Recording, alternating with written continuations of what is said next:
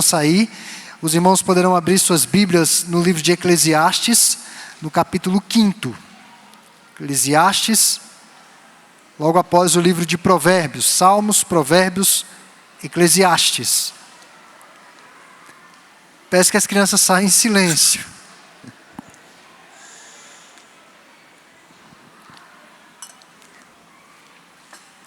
Eclesiastes, capítulo 5. Hoje nós vamos falar, irmãos, de um assunto extremamente importante para todo crente. É uma pena que boa parte da igreja não está presente. Talvez eu tenha que trazer essa mensagem de forma resumida, e quando eu perceber que a igreja está aqui com praticamente toda a sua membresia. Nós vamos falar sobre a adoração, um momento de culto.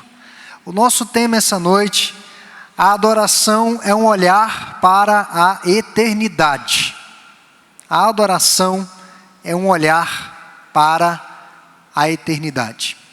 Eclesiastes capítulo 5, versos 1 até o 7 diz assim: guarda o pé, quando entrares na casa de Deus. Chegar-se para ouvir é melhor do que oferecer sacrifícios de tolos, pois não sabem que fazem mal. Não te precipites com a tua boca, nem o teu coração se apresse a pronunciar palavra alguma diante de Deus, porque Deus está nos céus e tu na terra. Portanto, sejam poucas as tuas palavras, porque dos muitos trabalhos vêm os sonhos, e do muito falar, palavras nécias, loucas. Quando a Deus fizeres algum voto, não tardes em cumpri-lo, porque não se agrada de tolos. Cumpre o voto que fazes. Melhor é que não votes, do que votes e não cumpras. Não consintas que a tua boca te faça culpado, nem digas diante do mensageiro de Deus que foi inadvertência. Por que razão se iraria Deus por causa da tua palavra, a ponto de destruir as obras das tuas mãos? Aqui no texto ele está falando dos votos não cumpridos. A pessoa que vota, Deus a abençoa e depois ela se faz de desentendida. Eu não sabia, eu não votei, não foi bem assim. Verso 7. Porque como na multidão dos sonhos a vaidade, assim também nas muitas palavras, tu, porém, teme a Deus. Já pararam para pensar, irmãos, porque Deus nos deu um dia na semana para que nós pudéssemos dedicar à adoração, vir à igreja, encontrar com os nossos irmãos e aprendermos da sua palavra? Nós já paramos para pensar seriamente sobre isso? Será que é só para preencher o nosso tempo no domingo?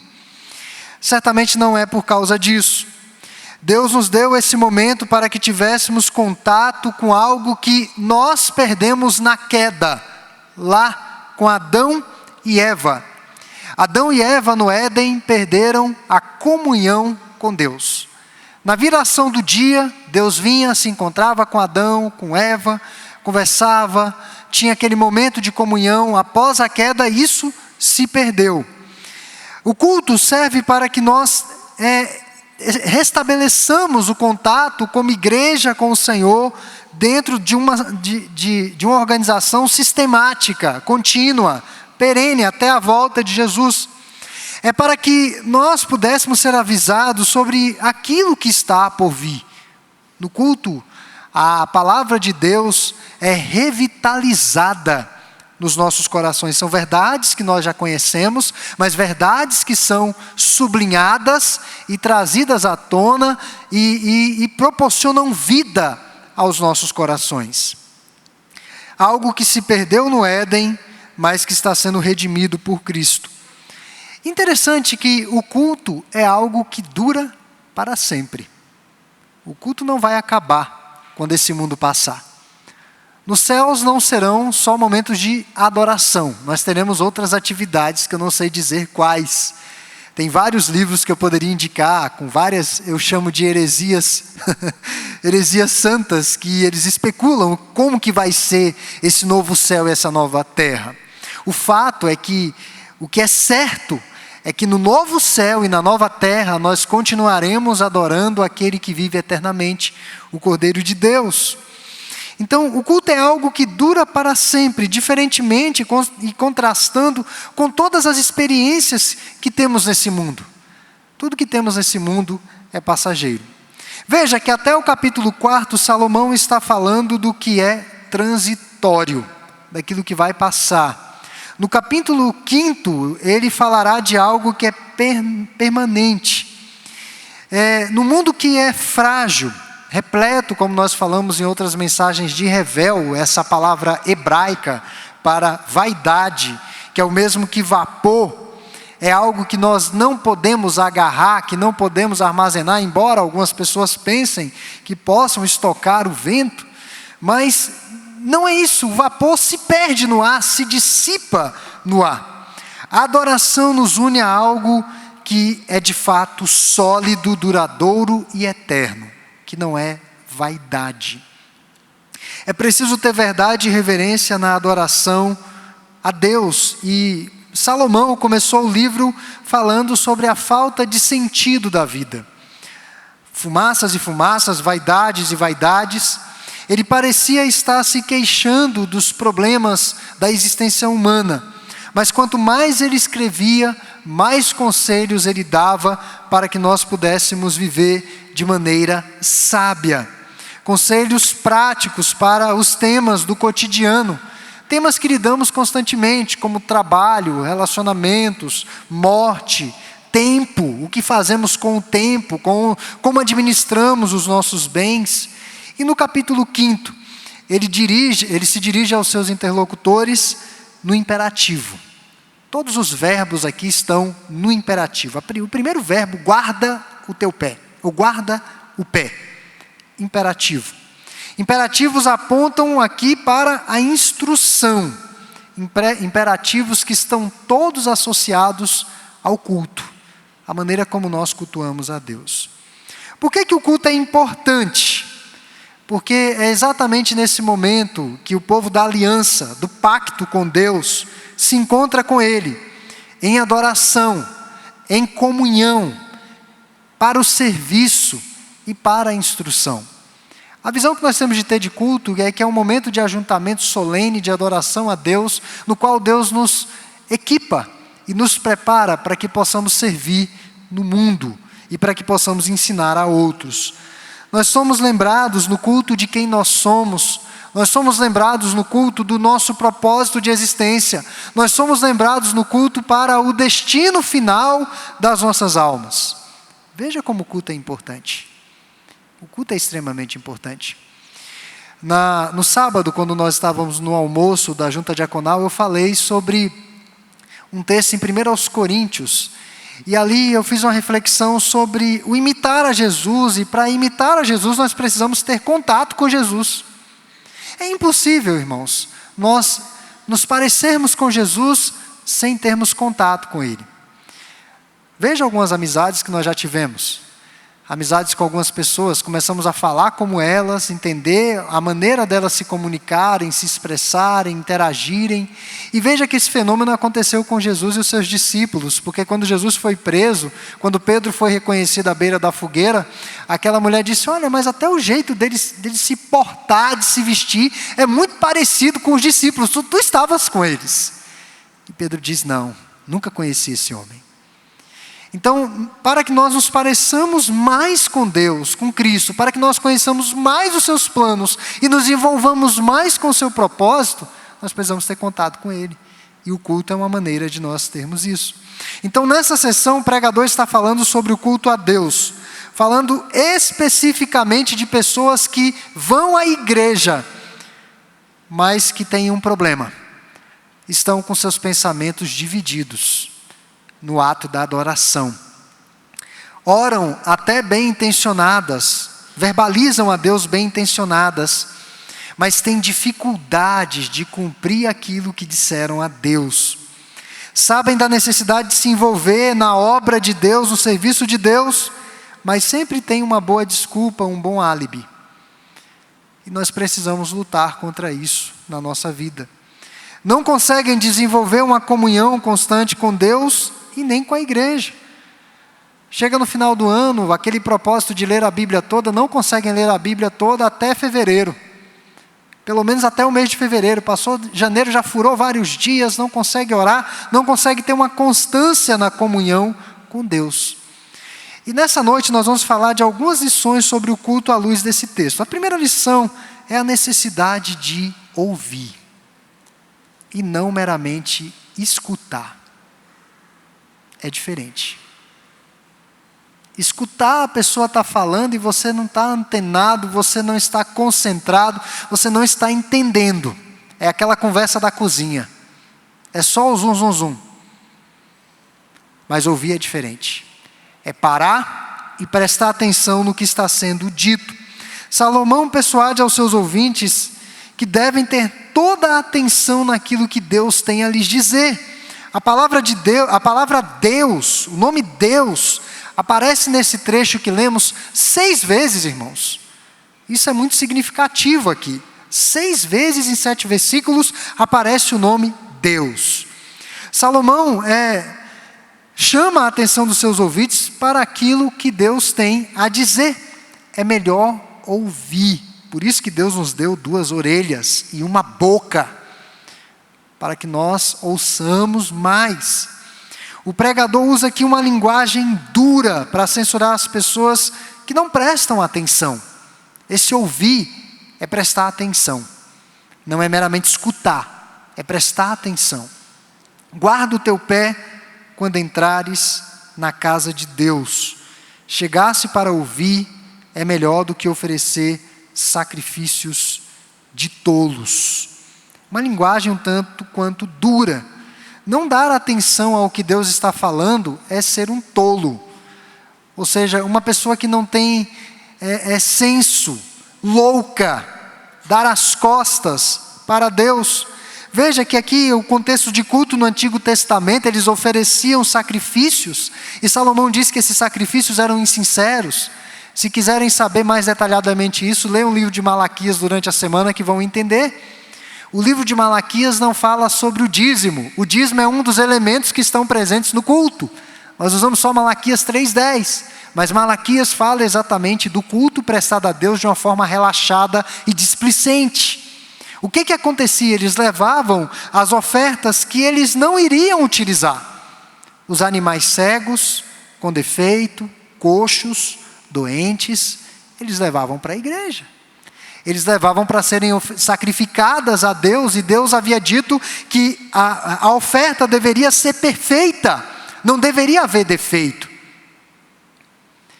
Eu mal comparo isso, essa campanha que nós estamos da ação de graças, de recolher algumas doações, e eu tenho dito, meu irmão, não dê para o próximo aquilo que você não serve você.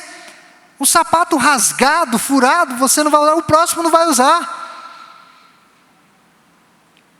Imagine para Deus, aquilo que não serve para mim, eu vou levar para a igreja.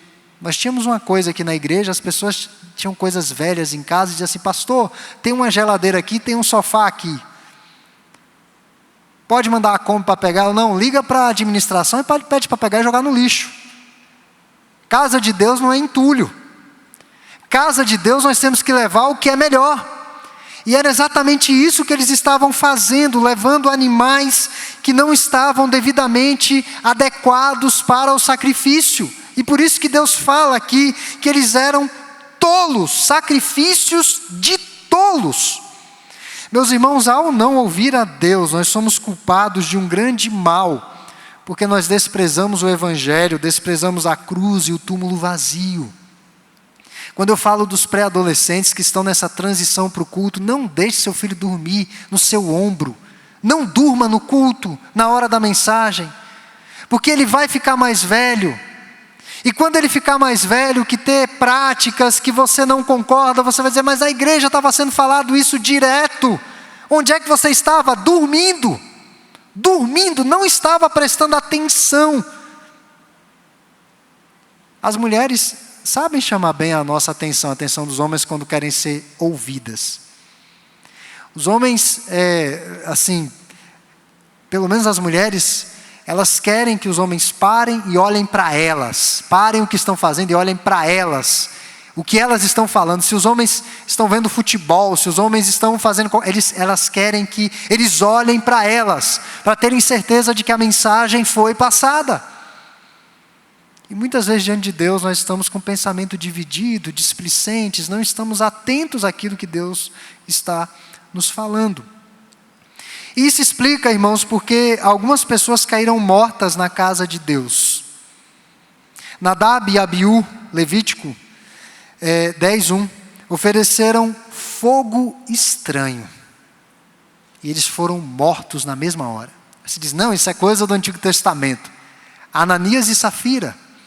No Novo Testamento, Atos capítulo 5, versos 1 a 11, o casal havia vendido as propriedades e mentiram. A questão não foi o dinheiro que eles deram, a questão foi a mentira.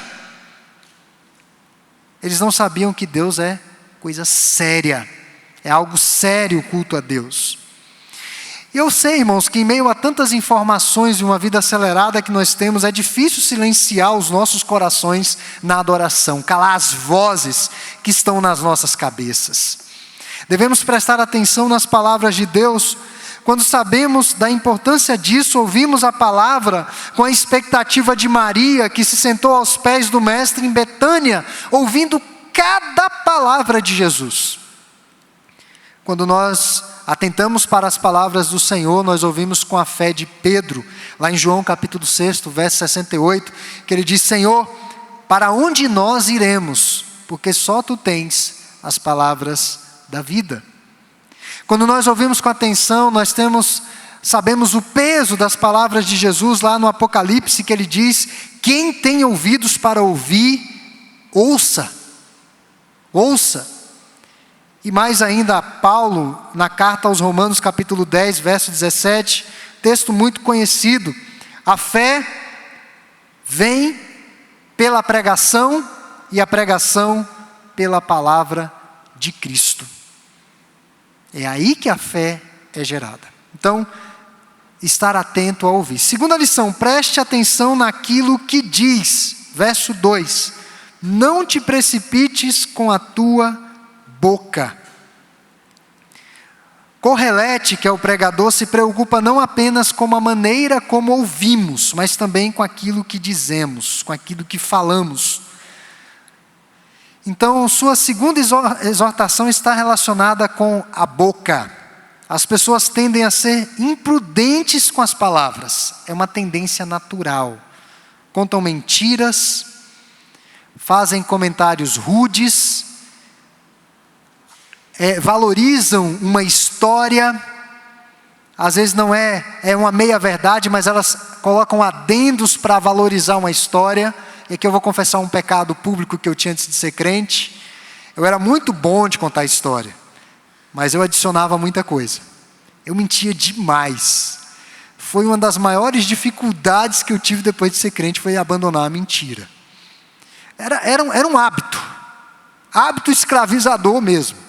Então eu ia contar uma história, eu contava a história tão bem contada, que as pessoas diziam, gente, mas que incrível, né? Mas tinha muita mentira. Então as pessoas mentem, fazem comentários rudes, atacam com raiva, proferem ameaças de morte, usam insultos repulsivos, fazem promessas que jamais cumprirão. Eu vou passar na sua casa hoje, mas a pessoa já sabe que não vai passar lá. Ela já sabe que não vai dar. Mas ela diz, não, eu vou aí.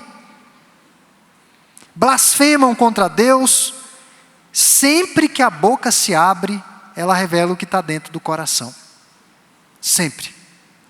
E temos de ter muito cuidado com o que falamos. E Salomão diz que Deus está nos céus e nós na terra. E este, sem dúvida alguma, é um dos melhores versículos para nos colocar no nosso devido lugar. Nós somos seres mortais, limitados ao tempo e ao espaço, ou seja, há uma distância incalculável entre o finito e o infinito. Uma distinção entre o Criador e a criatura. E isso tem implicações práticas quando nós estamos adorando. Nós estamos adorando a um ser infinito, a um ser poderoso, a um ser que não mente, a um ser que é puro, que é santo. que é todo verdade. Nós temos que ter muito cuidado com as nossas palavras diante do Senhor. Há alguns cânticos, principalmente cânticos espirituais, que têm algumas frases muito pesadas. Muito pesadas. E nós estamos cantando. Por isso, ouvir, não escutar, entender aquilo que eu estou cantando. Tem cânticos que a gente não deveria cantar, porque nós estamos fazendo promessas a Deus que nós não vamos cumprir. Nós estamos fazendo votos a Deus com a nossa boca. Então precisamos conhecer o nosso lugar, lembrando-nos de quem é Deus e de quem nós somos. E ele usa uma ilustração aí que, se trabalharmos muito durante o dia, é provável que tenhamos sonhos à noite. Quando você está envolvido em qualquer tarefa que exige muito de você, seja intelectualmente, seja braçalmente, ou de qualquer outra forma, ou mentalmente, emocionalmente, você está muito envolvido com a atividade, você vai dormir, você pensa naquela atividade. Uma viagem longa que você faz dirigindo horas e horas, quando você vai dormir, aí você sonha dirigindo. É o que Salomão está fazendo aqui, uma conexão entre o vínculo daquilo que se fala com a tolice. A pessoa que fala demais, não tem gente que fala demais pelos cotovelos. A pessoa que fala demais, que é dada à verbosidade, geralmente é tola. Geralmente fala muita coisa que não devia ter falado. Como regra geral, os prolixos são tolos. Como pregador do Antigo Testamento, Jesus nos orienta a que as nossas palavras sejam poucas na presença de Deus. Mateus 6,7, ele diz assim: orando, não useis de vãs repetições como os gentios, porque presumem que pelo seu muito falar serão ouvidos.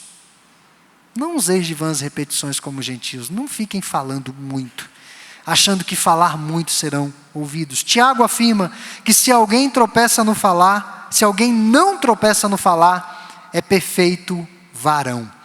Tiago capítulo 3, é um texto bom de se ler depois. Ele fala que a língua é o que guia o corpo, é como o arreio do animal. Se você controla a língua, você controla todo o seu corpo.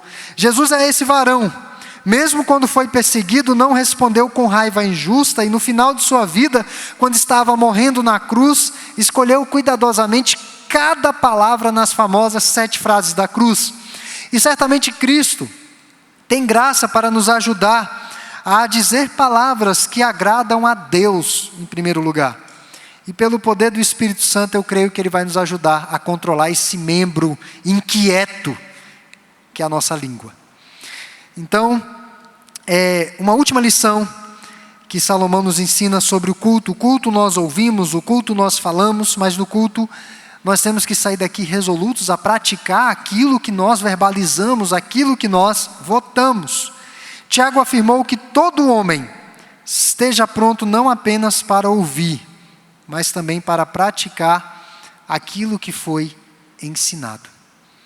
Após nos instruir a ouvir e prestar atenção naquilo que falamos, Salomão agora nos diz o que devemos fazer. Em poucas palavras, faça o que você diz.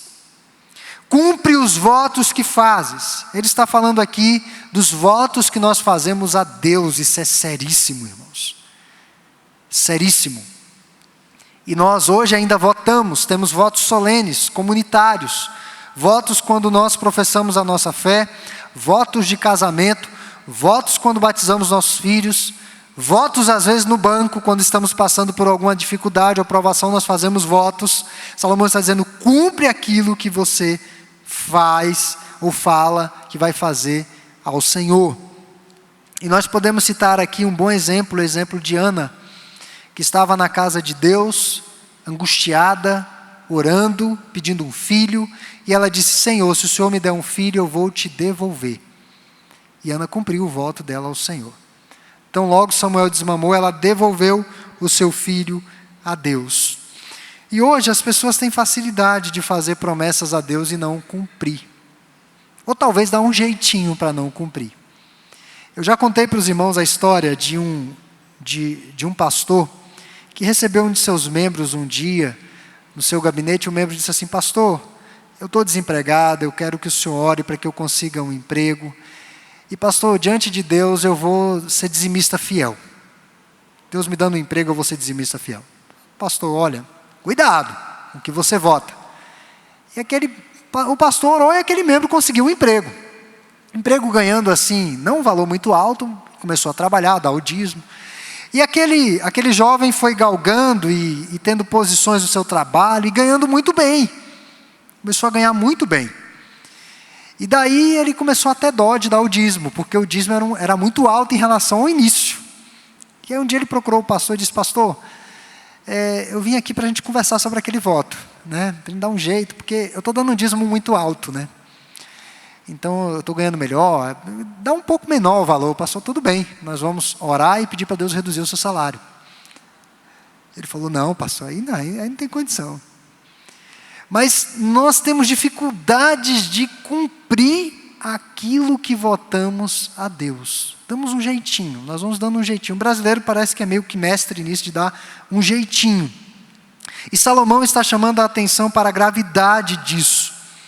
E os votos surgem nos momentos de tribulação. Quando a tribulação passa, tendemos a nos esquecer. Então, o cumprimento dos votos, irmãos, promessas e compromissos, fazem parte da nossa santificação, do nosso amadurecimento na fé. Quando nós cumprimos os nossos votos, honramos os nossos votos a Deus, isso significa que o Espírito Santo está agindo nos nossos corações. Porque muitos dos votos são verdadeiros atos de fé. O dízimo é um ato de fé. O vir à igreja é um ato de fé. A oração é um ato de fé. Porque nós não estamos vendo a Deus. Nós não estamos necessariamente ouvindo a Deus. E o nosso coração incrédulo, no momento da oração, pode dizer: você está falando sozinho. Mas não, nós estamos falando com Deus. Então, quando nós cumprimos os nossos votos a Deus, isso expressa amadurecimento. Cristo cumpriu todos os seus compromissos até a morte de cruz. E é exatamente nele que nós encontramos forças para cumprir os nossos votos. Salomão fecha essa sessão aqui sobre o culto com uma simples sentença: teme a Deus. Verso 7. Teme a Deus. No livro de Provérbios, ele trabalha com muita propriedade essa premissa do temor ao Senhor. E no final de Eclesiastes, quando finalmente ele alcança a conclusão da sua jornada espiritual, da sua busca espiritual, o pregador dirá que o propósito da vida é temer a Deus. Eclesiastes 12, 13. Ele busca sentido. Ele diz: olha, o sentido da vida, a finalidade da vida é temer ao Senhor. Então assim o livro avança dessa vaidade, dessa futilidade, da transitoriedade da vida para a reverência a Deus. Então temer a Deus é reconhecer o seu poder e majestade, reconhecer que Ele está nos céus e nós aqui na terra. Ele é Deus e nós não somos deuses. É reconhecer o nosso lugar diante do Senhor. Então eu quero concluir. O culto é uma oportunidade que Deus nos dá para olharmos para a eternidade, para olharmos para aquilo que é permanente. No culto, a necessidade de ouvir a Deus, de prestar atenção naquilo que se diz, naquilo que se fala, por isso desse cuidado na presença do Senhor e praticar aquilo que se fala, aquilo que se vota. Guardar o pé, ouvir, orar, cumprir os votos, não considerar o voto um erro e temer a Deus. Essa seria a nossa síntese geral. E muitos vêm à igreja, lamentavelmente, sem a reverência adequada. Eu não estou falando de roupa, eu não estou falando da mera movimentação, mas eu estou falando do coração. Muitos vêm por causa do formalismo ou da superstição. Sabia que tem gente que vem na igreja por causa da superstição? Tem gente que vem por causa disso.